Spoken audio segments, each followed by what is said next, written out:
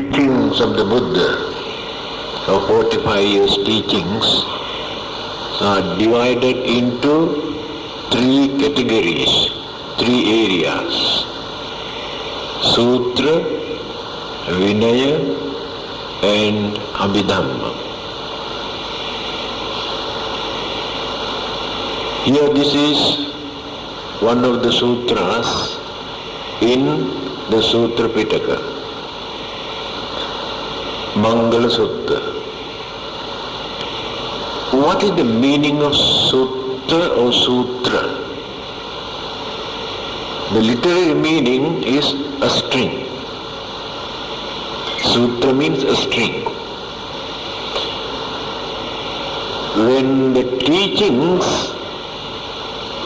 advices given by the Buddha combined together in orderly manner, these sayings are known as sutras. But even then, earlier in India, Hindus also used the same word, sutra. So therefore it is not a Buddhist word, it is an Indian or Sanskrit or Pali word used by the people. So Vinaya means discipline, especially for monks and nuns to uphold, to maintain their holy order, religious way of life. All the necessary guidance and instructions given by the Buddha can find in that section, Vinaya Pitaka. Then the other one is called Abhidhamma, highest Dhamma, that means Buddhist psychological aspect. Psychology does not mean only the definitions of the mind, the definitions of mind and matters, explanations given by the Buddha, called Abhidhamma Pitaka. There you can find absolute truth, not conventional. The terms and the word used by the Buddha to explain the truth we can find in Abhidhamma. Mind and matter, or elements and mental energies. Again, when you study all the existing religions in this world, I don't think that you can find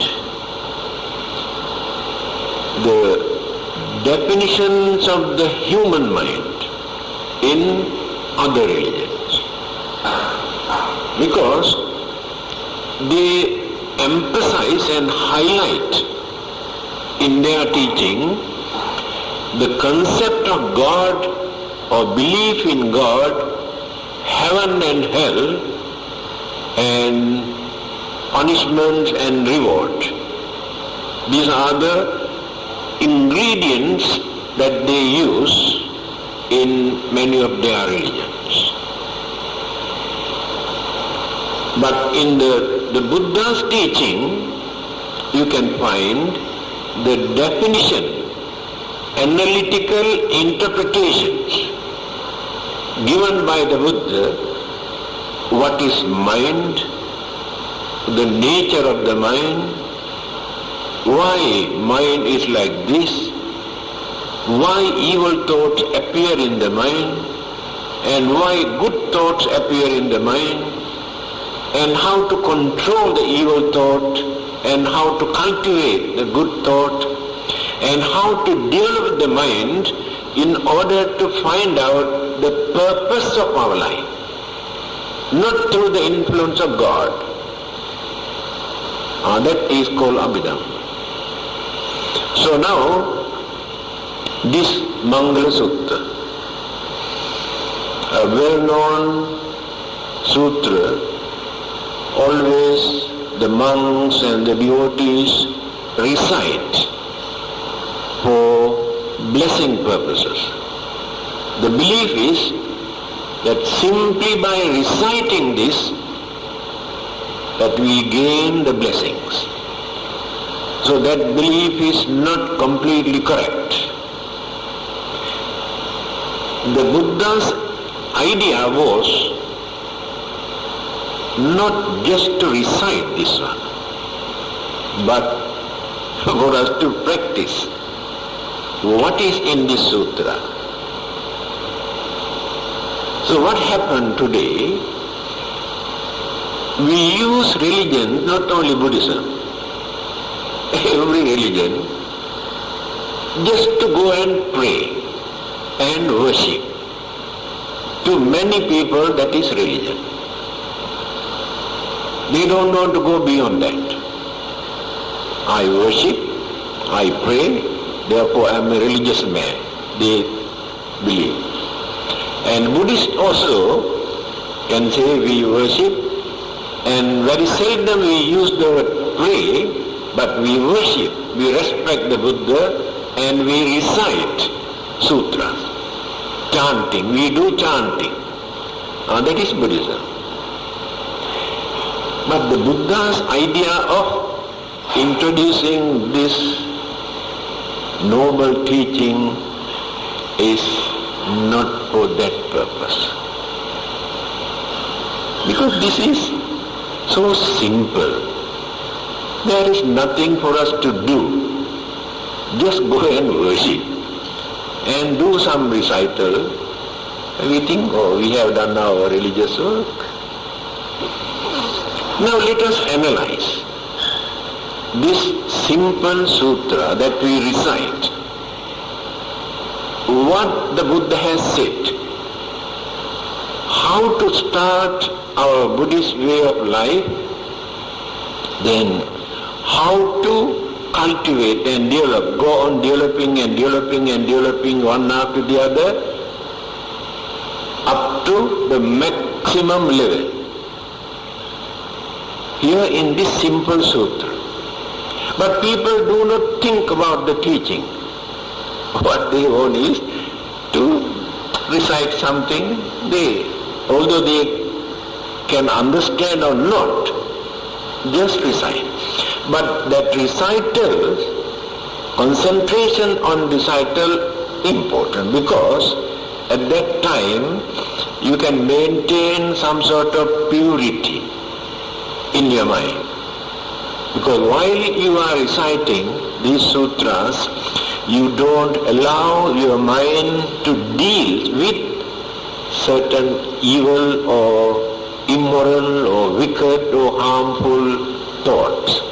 So you can avoid certain evil thought while you are reciting this. So at that time, you can maintain some sort of purity. And you can concentrate. And that concentration can become a meditation also.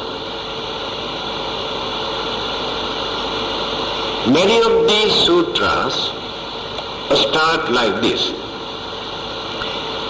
Evam mesutang ekang samayang bhagava savatryang viharati jetavani anatha pindikassa arame. This is the historical background to prove that this is not a made-up story. This is not a mythology or legend. This is a real historical incident which took place in such and such place when the Buddha was dwelling in that particular area or monastery or village or country. 3 months after passing away of the Buddha, Arahantas, but not ordinary monks, those who have attained sainthood, Arahantas, assembled, and they wanted to discuss, because many of his teachings were scattered. Scattered means only few of those disciples had the opportunity to listen to the Buddha when he delivered certain discourses or sutras. Others had no chance. Sometimes the Buddha was alone and the disciples do not know what the Buddha taught. Venerable Ananda, who associated with the Buddha as his personal attendant, undertook that responsibility and requesting one particular condition. One of them is, whenever the Buddha delivered a sermon, if Ananda was not there, the Buddha must tell him what he preached. So he was known as Dhamma Bhandagara. Bhandagara means treasure of the Dhamma. So he had a wonderful memory. So he maintained many of those discourses that which other disciples had no chance to listen. So all the other Arahanta could not hold this council without Ananda. So he was indispensable, because he was the one who remembered many of those discourses.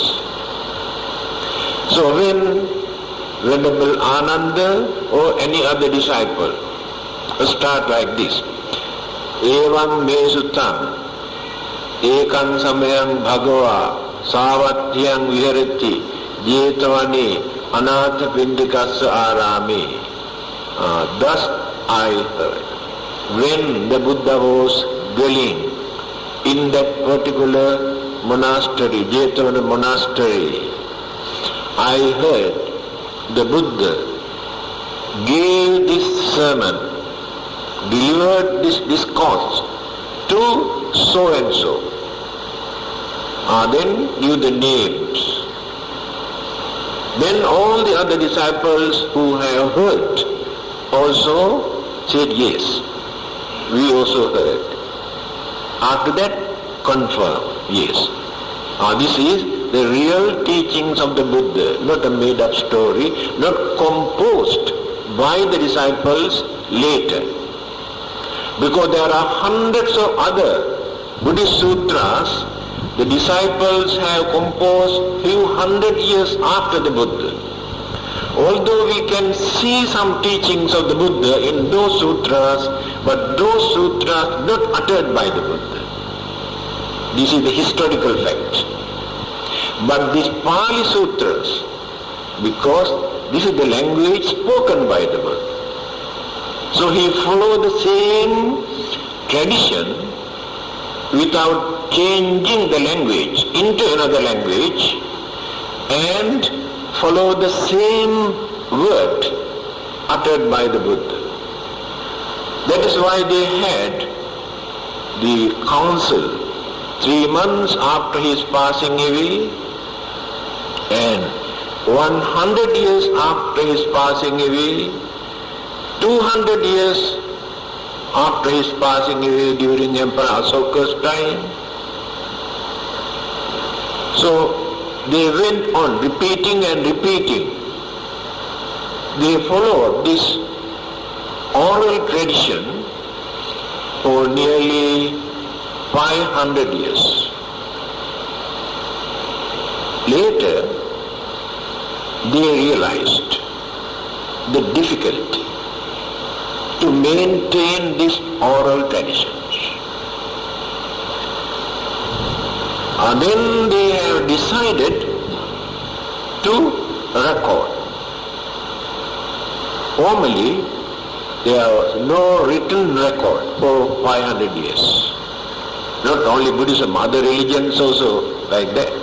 It has taken so many hundreds of years for them to record. Now let us take Hinduism, one of the ancient, oldest religions in India. They had no written records. Everything they maintained through oral tradition, recited. So, that is about 80 years before Jesus, the disciples of the Buddha have recorded. Then divided into 3 categories, as I mentioned just now, Sutra and Vinaya and Abhidhamma. Then they used a new name for this language. At that time, the Buddha has spoken the language spoken by the people in Magadha province in India. Therefore, it was known as Magadhi. So this language was known as Magadhi.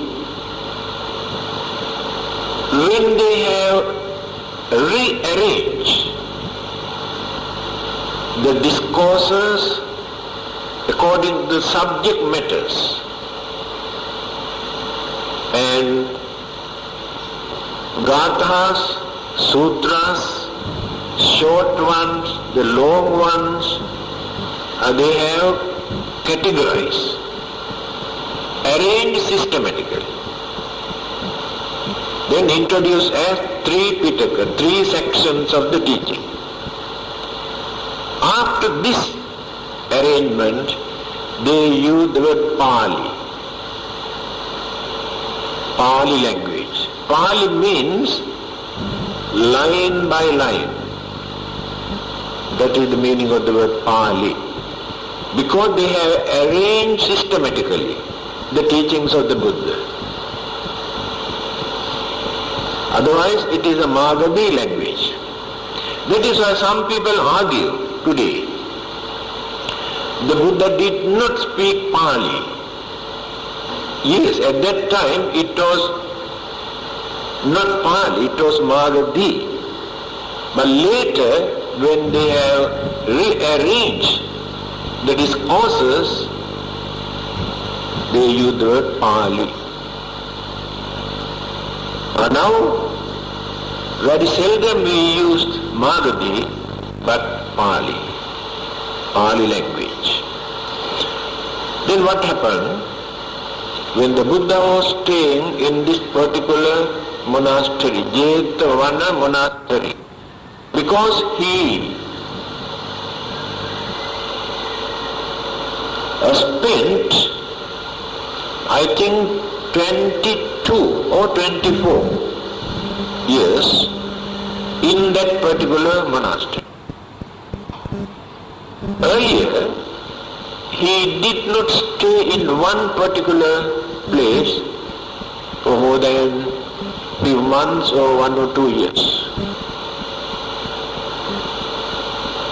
Today you can see the ruins of this monastery, Jetavana monastery, and many of these discourses delivered by the Buddha in this particular monastery, built by a millionaire, Anathapindika, a banker, offered to the Buddha. So, अथको अन्यतरा देवता अभिक्रांताय रत्या अभिक्रांतवर्णा.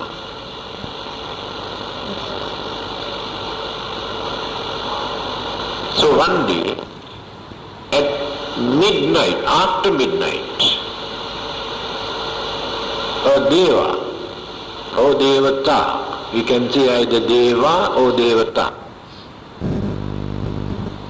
A devata, deva means luminous, meaning of the word deva, because they have some sort of luminous, radiant or brightness. Wherever they appear, the brightness is there. Therefore they are called deva or devata. So when this deva appeared in Jetavana monastery, he illuminated the whole area. So the disciples have seen this. Another thing, devas never approach the Buddha when there are human beings. Devas do not associate very closely with human beings. They always keep away from human beings. Therefore, every night the Buddha reserved particular time only for the devas. At that time there were no human beings. All have gone back. Then devas appear. So whenever they have some problems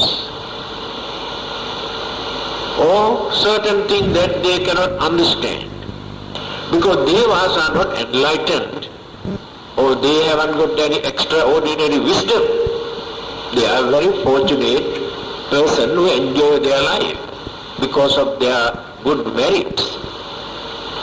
So whenever they have certain problems, they approach the Buddha, discuss. So in Sutra Pitaka, there is one chapter called Devata Sangyutta, Sangyutta Nikaya. Dialogue or discussion or the sermons delivered by the Buddha to these devas. Even Parabhava Sutta is one of them. What is the cause of the downfall of human being? Here, this discourse explained what is the real blessing that we gain. Because they had argument. Human beings had different opinion. Devas also had their own opinion. So they could not come to any conclusion. Finally, decided to come and see the Buddha. Here, Yena Bhagava Tenupasankami approached the Buddha. Upasankamitva Bhagavantam Abhivaditva. They approached the Buddha and paid respect to the Buddha. Abhivaditva. Ekamantang Attasi. Sit down. One side. Ekamantang Titakosa Devata. Bhagavantam Gathai Ajyabhasiya. The Deva who came and down and asked this question. He recited this. What did he say? And the first stanza of Mangala Sutra recited by the Deva. This is the one. Bahudeva Manussacha Mangalani Achintayo Akankhamana Sotthanam Bruhi Mangalam Uttama. Now he requested. Meaning, Bahu means many. Deva and Manusa. Devas and Manusas, you can understand. Human beings and Devas and deities. Seeking or yearning to find out what is the real blessing. How to gain the real blessing.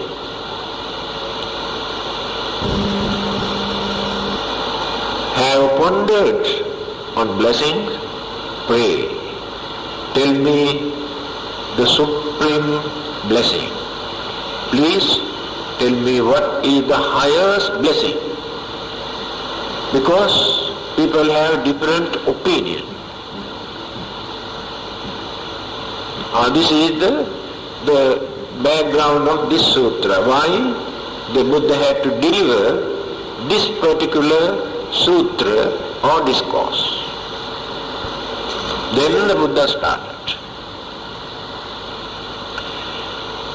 Asevana cha balanam panditanam cha sevana puja cha pujaniyanam etang mangala muttama. In every stanza there are three kinds of blessing here. It started like this. Asevana cha balana. Start from the beginning. Our way of life. How to cultivate, build up our religious way of life in order to experience the real blessing in our life. First thing is not to associate or not to follow those who are or those who have very low mentality. Bala means low. Usually in English we use the word foolish. It's not actually foolish people. Those who have very low mentality. There are many who maintain this low mentality and always create misunderstanding, maintain wrong concept and wrong belief, and their thinking capacity is very, very shallow or very narrow. They cannot think or understand things properly. They are known as Bala. So the advice is, if we follow them, if we associate with them, if you haven't got a very strong mind to understand things properly, easily they can influence you. And then your future, you are going to ruin, spoil, by following these narrow-minded people. So it is a blessing if you can keep away from them without associating, without following. That is the first advice.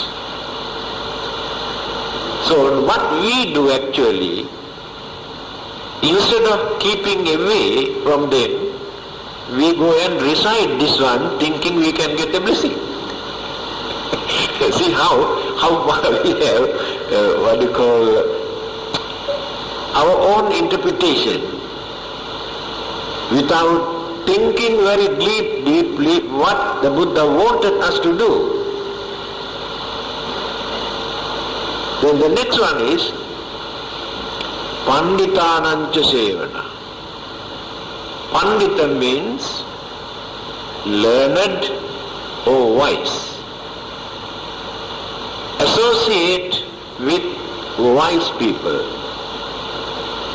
So when you associate with them, you will be benefited. They can see your weaknesses. They can see your narrow-mindedness. They can see your loopholes, weaknesses. Then guide you, advise you what to do and what not to do. But when you associate with those narrow-minded people, you never get any good advice from them. The more you associate with good people, cultured people, wise people, then slowly you also become wise. You can understand things properly.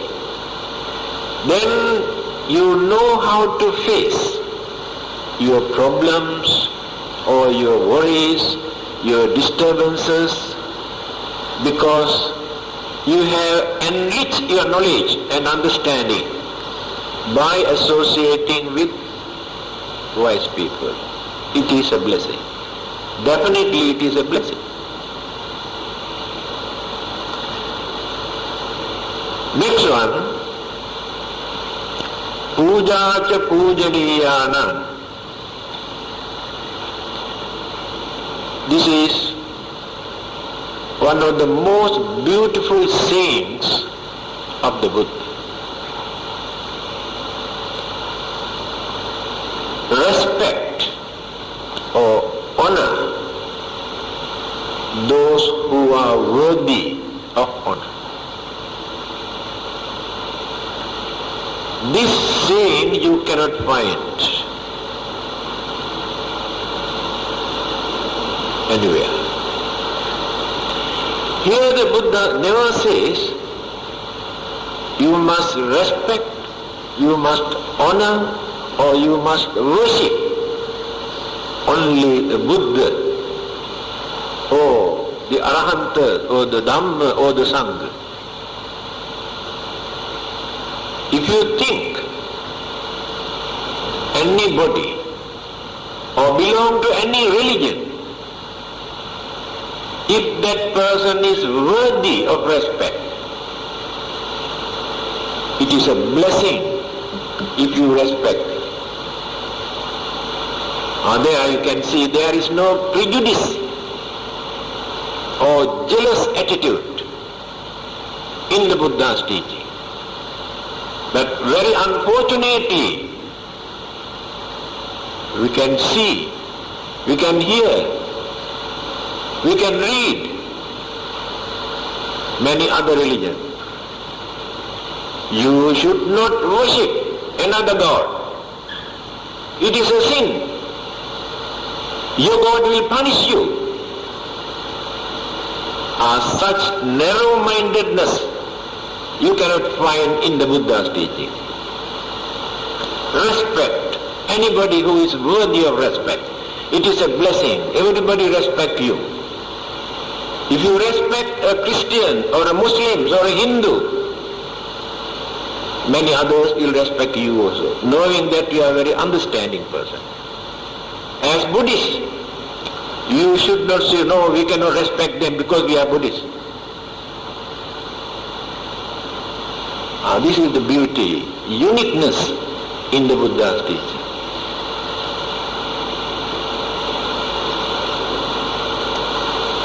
Number 3, Patirupadesa vasocha pubbecha kata punyata atta samma panidhicha etang mangalam uttama. 3 more. Patirupadesa vasocha.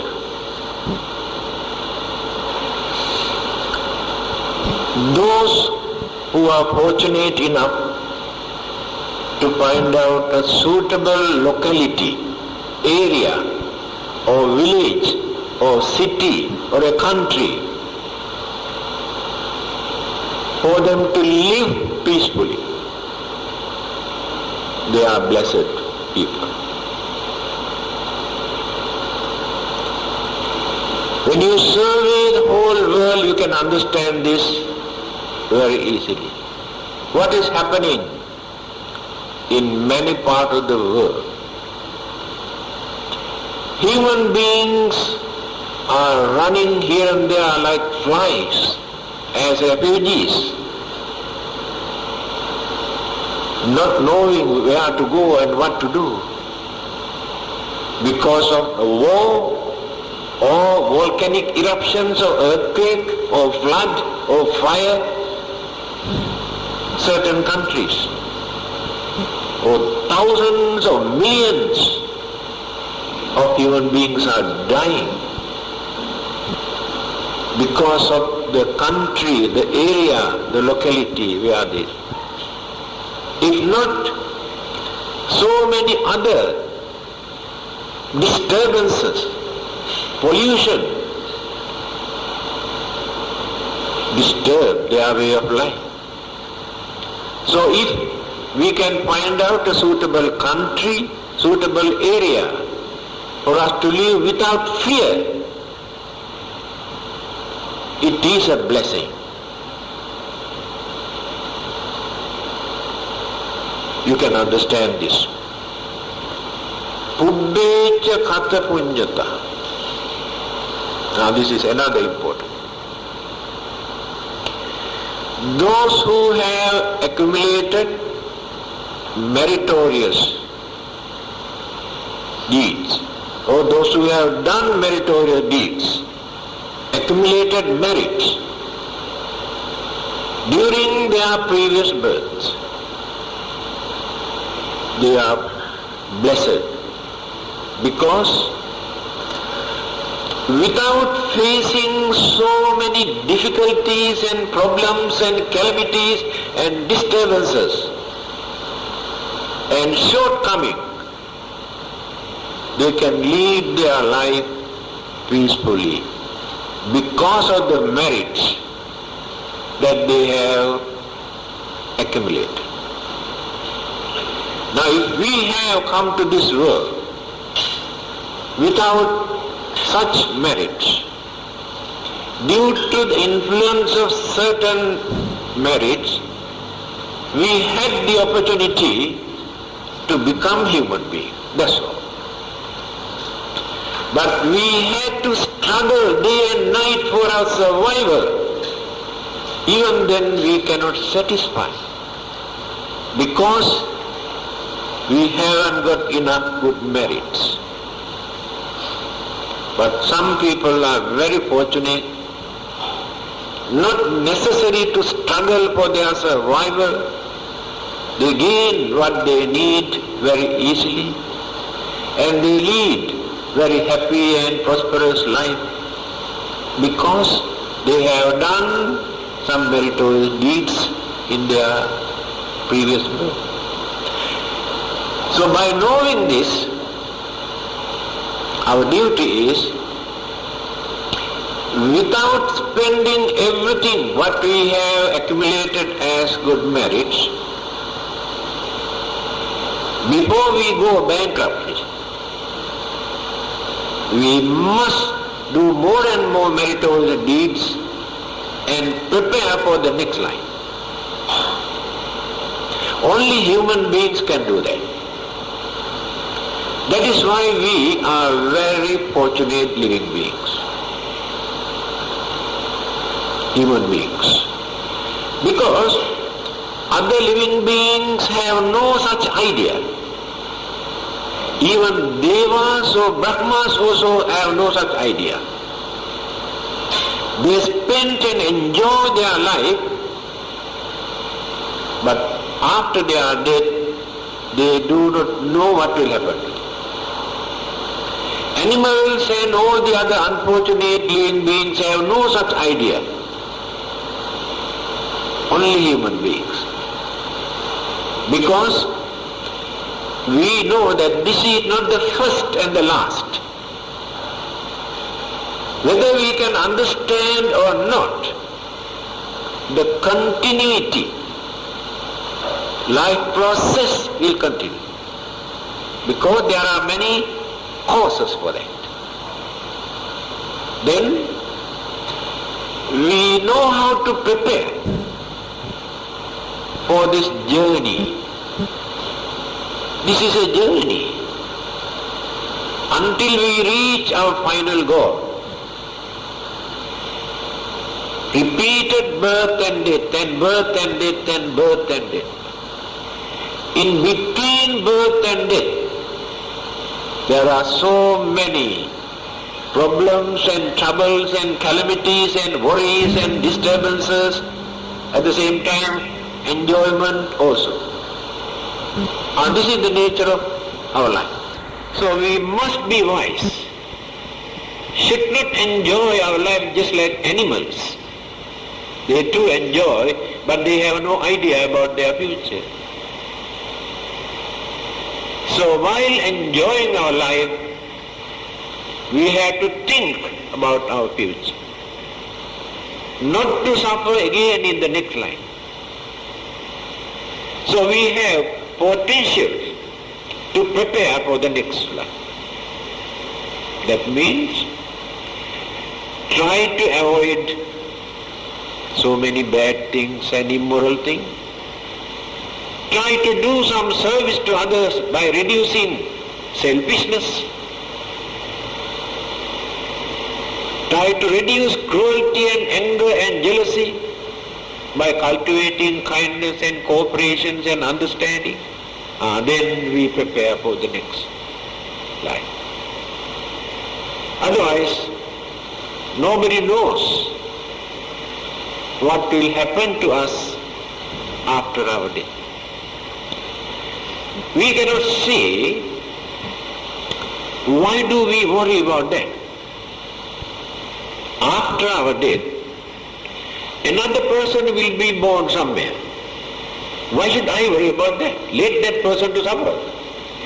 That is a very foolish idea. Because that person is not another person. Our own mental process, life process, our own subconscious influence, all the mental energies and all our good and bad thoughts, what we have accumulated during our lifetime, again we continue there in the next life. Only the external elements combine with these energies, then the formation take place. Therefore we cannot say that person is an entirely different person. So I am responsible for that next life. And you are responsible for that next life. Therefore that person is not another person.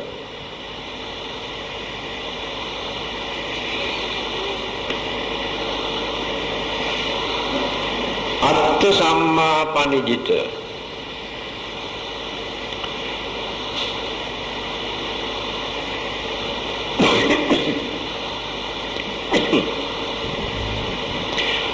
This is another big problem.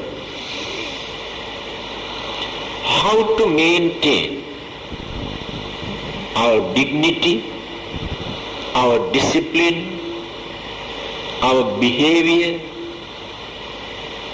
without abusing. This is another big problem. The reason is we are used to do bad things. Very easily our mind can be influenced by evil forces. But to maintain the dignity or the discipline or healthy mind,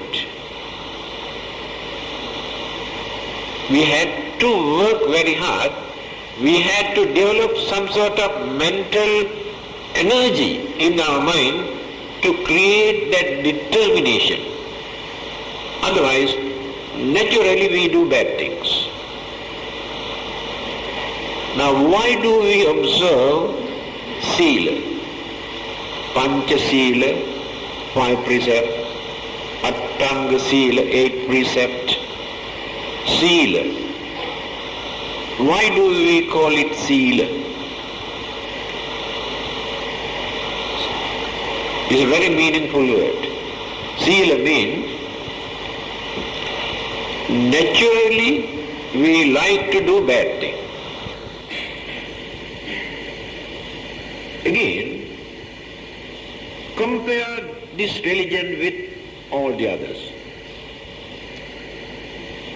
The followers of many other religions try to gain something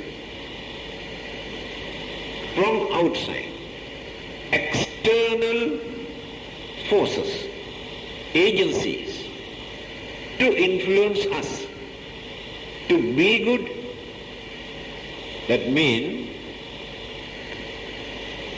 when I come to know that I am very cruel, I am very wicked, I am very bad, what I do, I go and pray to a God.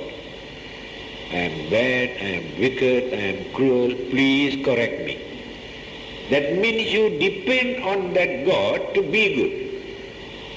But the Buddha says, another person cannot correct you. You are the only one who can do that. Your understanding, your determination is the most important thing. External influence cannot change your mind. That is Buddhism. You are the only one who can do that. Your understanding, your determination is the most important thing. External influence cannot change your mind. That is Buddhism. You are responsible for that.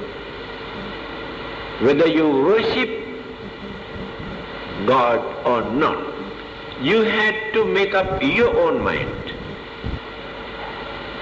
Then you can train. You can discipline. Simply by worshipping and praying, the same cruelty, same jealousy, same hatred, same anger remains in your mind. So, this discipline, self-restraint and senses were influenced by the mind. When the mind is trained, senses also automatically discipline. So if we can maintain this self-discipline, we are regarded as blessed people. Because our way of doing things, our way of talking, our way of associating with others become harmless, respectable and noble. Self-discipline is there. It is a blessing. Number 4. Bahu satyancha sippancha vinayocha susikkito subhasitacha yavacha etang mangalamuttama. Vast learning, perfect handicraft, highly trained discipline, and pleasant speech. These 3 things are regarded as blessings. Vast learning. Here you can see how the Buddha has encouraged people to learn languages and anything, arts and science, whatever they need. They must learn.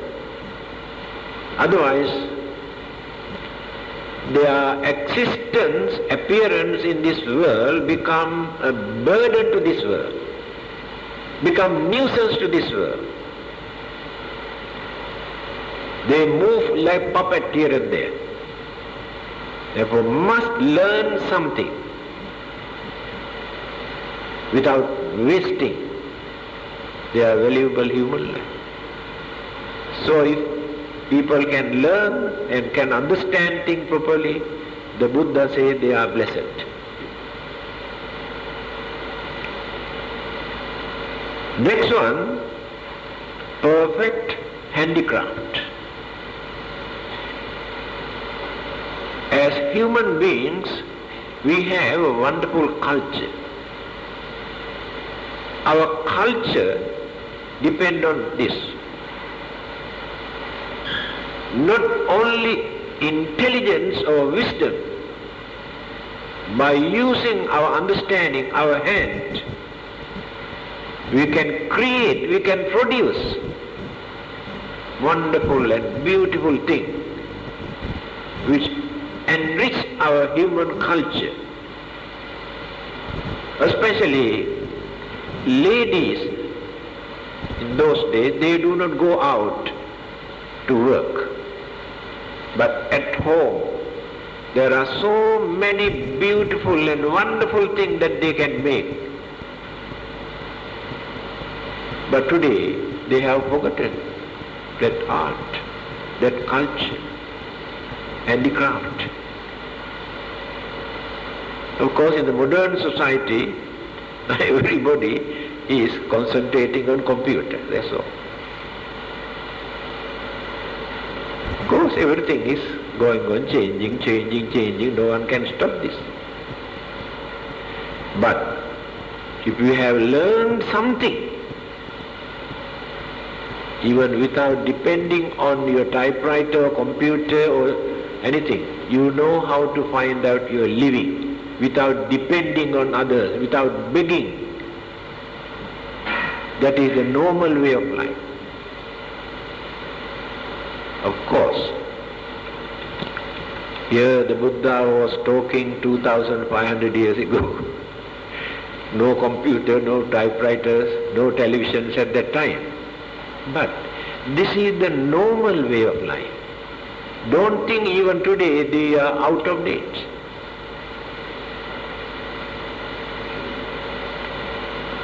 Vinayo cha susikkito, highly trained discipline. In our discipline, there are various techniques. That is how we maintain our dignity. At home, in the society, in a place of worship, or in certain other places, we have different technique and different method for us to observe our discipline, how to behave, how to sit down, how to talk. In everything there must be some sort of discipline. Otherwise, our way of life becomes very childish. No maturity, no dignity. If discipline is there, then people respect. People do not disturb. It is a blessing. So when a person comes and talk, we can understand whether this person is a cultured person, whether this person has trained some sort of discipline. We can understand. The way how he talks, the word that he uses, the terms that he uses, the tone that he uses indicate whether this person is a cultured person or not. So these three things, learning, handicraft and self-discipline. These three things, again, present speech, subhasita chaya vacha. Very difficult for us to use pleasant speech, very rough and very sarcastic, attacking, criticizing, condemning, accusing, blaming, cursing. In human vocabulary, there are wonderful words. To hurt others' feeling by using certain words, then create enemies and face problems. So we can avoid all these problems if we can talk gently, politely, without hurting others' feelings.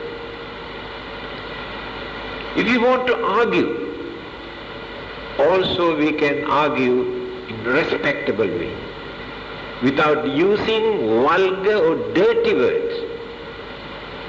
We can argue. Very gentle way we can argue. So we must know the technique, how to talk. Now take a simple example. When two persons want to argue, how their argument flare up to arouse their anger and shout at each other. Because when one person is going on talking, then the other person also starts to talk. Then that person gets angry, he or she raises the voice. When that person raises the voice, then the other person raises some more. You can understand the situation. That is not the way how to argue. Then both are shouting and shouting, now they don't know what they talk. In the end, use dirty word, if not, this. That means they do not know how to talk. If one person wants to ask something or attack or criticize, okay, all right, allow that person. When that person has been, okay, then you can answer. Then the other person must listen. If both start shouting like a dog fight, no answer, no solution. This is what the Buddha says. Talk gently, politely, can avoid all these unnecessary problems and enmity, real blessings. Without doing all the things, you go and recite this thing and thinking you get the blessings. That is where people misunderstood, religion. Next one, Mata Pitu Upattanam Putta Darassa Sangaho Anakula Cha Kammanta Etang Mangalamuttama. Now, duties and responsibilities. First, cultivated way of life. Then, discipline. After that, come to responsibilities. Mata Pitu, mother and father. In Pali and Sanskrit languages, we never say father and mother. Always say mother and father. Mother must come first. We cannot neglect, we cannot forget, we cannot ignore our father and mother. Whether they are good or bad, that is immaterial. You can see your father has not done anything for you, or your mother has neglected you. Therefore, why should we support them? That is not the case. Although they have neglected their duties, still they are your father and mother. who produced you. Assume your father and mother have not done anything for you. Many people know this. If you go and do some service to them, attend to them, everybody appreciates your attitude. They say, when they were young, their parents neglected them. Look at, now they come and attend to their father and mother. Everybody appreciates. They respect you. So, not only Buddhism, I think every religion in this world. I remember a beautiful saying in Islam when Prophet Muhammad was asked by his daughter, you always talk about heaven, paradise. Actually, can you tell me where this heaven is? Then Muhammad said, do you know, heaven is at the feet of your parent. Deep meaning you can understand. That means one who attends to his or her father and mother can enjoy heavenly bliss. So beautiful sayings you can find in every religion. Christianity, Hinduism, Buddhism, all the existing religions, even those who have no religions, only animals, because they have no such feeling. So their understanding is not advanced to appreciate or to understand. So our affection, our relationship, our understanding, we develop through our services, by fulfilling our duties or responsibilities without allowing them to suffer.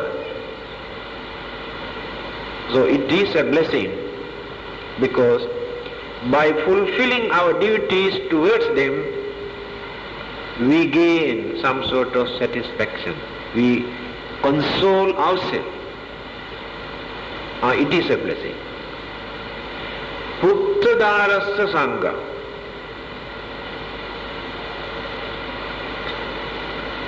Here, cherishing of wife and children. This is the language they used few thousand years ago. You cannot find anywhere asking wife to look after husband. You understand? Because their way of life for thousands of years, husband must look after wife. It is not that wife must look after husband. Of course, the wife must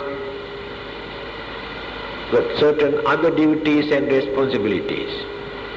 Cherishing, by working hard, it is the duty of the husband or the father to look after, to attend to their needs, wife and children. If they neglect their wife and their children, especially in those days, there's no way for them to survive, because they depend on husband or the father. But today, women are independent. Women are educated. Women have more freedom. Therefore, they know how to look after themselves, although their husbands neglect them. But some people have gone so far. Because of this attitude, their mutual understanding, affection, love fade away. That too much of independence. Husband goes his own way, and the wife goes her own way. Sometimes the whole day they don't meet each other. Too much independence. But if they maintain this independence wisely, then they can lead a very healthy, very peaceful married life. So the advice given by the Buddha is, whether today or few thousand years ago, the situation is the same. Husband should not neglect the wife and children. Must fulfill certain duties and obligations. Otherwise it will become a curse. To avoid that, to become a blessing, fulfill their duties without neglecting. Then, anakula cha kammanta, peaceful occupation. There are so many ways and means for us to do certain work for our living, but some of them are very immoral, some of them are very cruel and harmful, although they can make money. Peaceful occupation means do something without disturbing others or without bluffing others. Not necessary to be very rich. What for? By leading a peaceful life without hurting and disturbing, if you can earn enough income to maintain you and your family, that is enough. Then you can live peacefully. It is a blessing, according to the Buddha.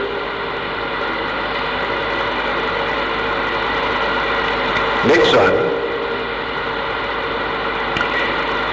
Dhanancha dhammacharyacha jnatakanancha sangaho anavajjani kammani etam mangalamuttama.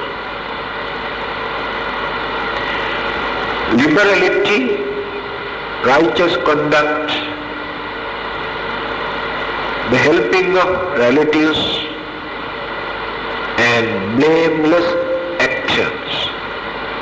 Three things. Dana. English word is given here liberality. Usually people say charity. Charity is not dana. Dana means by offerings or giving something in appreciation. That is called dana. Not because they are deserving cases. Now you come and offer dana to the monk.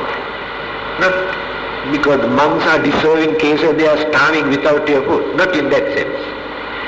In appreciation of their services, in appreciation of leading a religious life, and harmless life, and noble life, you come and offer something. That is dana. It is not charity. What's difference? So, dana and dhammacharya.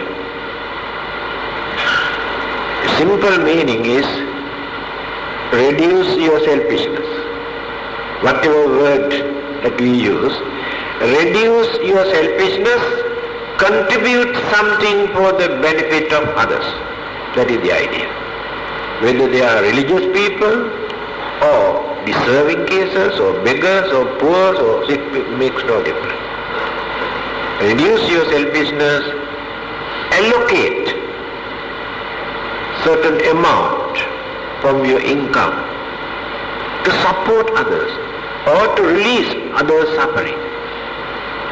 Then you reduce your greed, your selfishness. It is a blessing. Dhammacharya, righteous way of life, that means respectable way of life without leading immoral or harmful or indecent life. Today, in the modern society, certain immoral practices have become very common, social. But few hundred years ago, those things were regarded as immoral. And because of this attitude, people are facing or paying the price. Most dangerous sicknesses that people have never heard in the human history, spreading all over the world. More and more new sicknesses will come because of this attitude. Immoral things have become common and regarded as social. People have never heard these things for a few hundred years ago. I think this will become the curse to human society. Human beings may completely disappear from this earth, maybe another 100 years' time, because of that attitude. Completely they have gone out of the way. But still they have not realized the danger of this situation. Every day we can see in the newspaper, in every country, how these sicknesses, disease, are spread. So far they have discovered only little bit. So many unknown things are there. Because we have completely changed our way of life. We are going against the nature. Animals are not facing this problem because they follow the nature, natural way of life. We think we are very smart, very clever, very intelligent. Yes, that intelligence has turned the other way around to dig our own grave.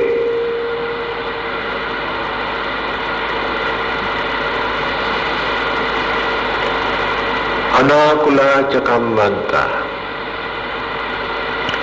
Blameless action.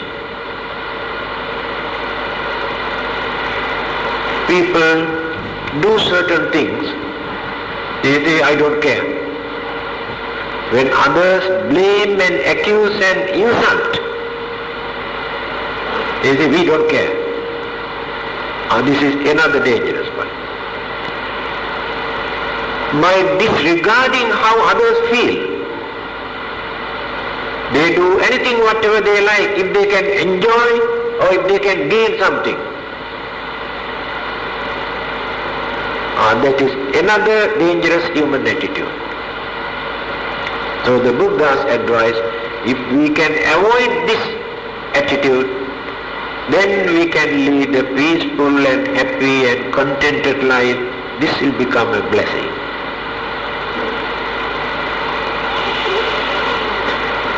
Number 6.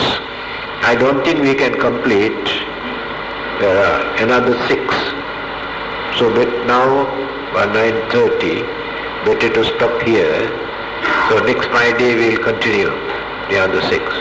There are so many things for us to learn, to consider very seriously and try our best to follow the advices, golden advices given by such enlightened religious teachers for us to lead a peaceful life. Otherwise we are wasting our valuable human life. It's okay, thank you. Transference of marriage. What is the page number? 2. Transference of marriage. Recite all together. But you have got your book, isn't it? Then I can help you today. Follow me. Imida punya kammena. No, follow me. Imida punya kammena upajjaya gunuttara आचार्योपकाराच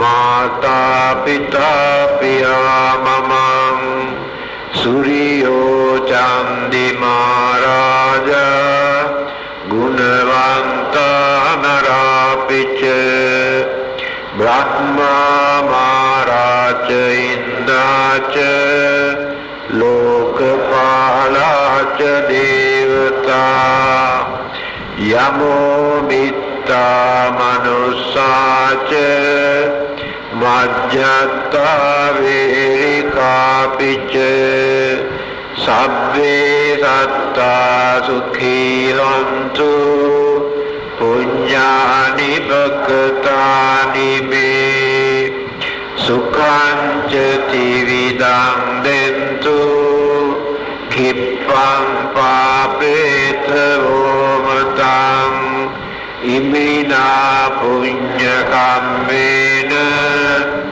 इमिना उद्दिशेन च क्षिप्ताहं सुलभे चैव तन्नुपादानचेदनं ये सन्तानि नादम्मा यावनिर्वाणतो मम नश्यन्तु सर्वदा एव यत्र जातो भवे भवे उजुचित्तो सतिपन्यो सल्लेको वीर्यवामिना मारालभन्तु लोकासं कातुञ्च वीर्येषु मे बुद्धादिपवरो नाथो धम्मो नाथो अरुत्तमो नाथो वच्चेकं बुद्धो संघो नाथोत्तरो मम तेषोत्तमानुभावेन